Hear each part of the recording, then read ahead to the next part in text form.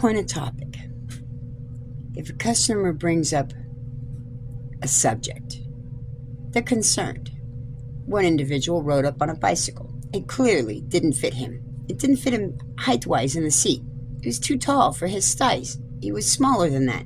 So, quite frankly, the first thing that went through my mind was, small man stature still falls into bike category even if you're not in a vehicle. It's still a vehicle. And he even referenced it as, I don't trust that person eyeballing my vehicle.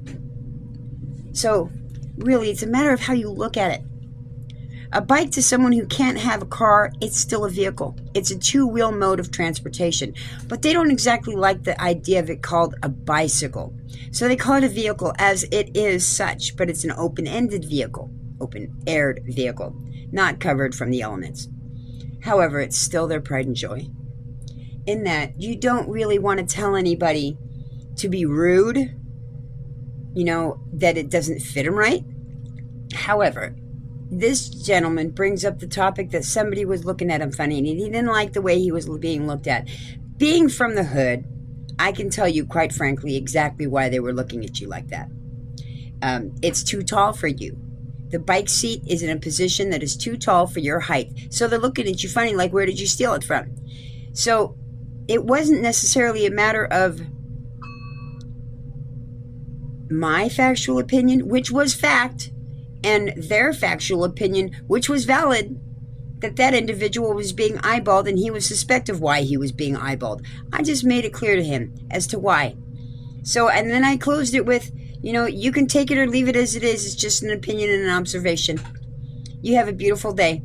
And I let it be at that. And he said, thank you. And he left. You don't have to be rude.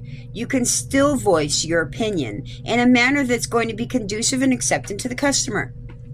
It is what it is. In this day and age, everybody's berated. Everybody is feeling belittled.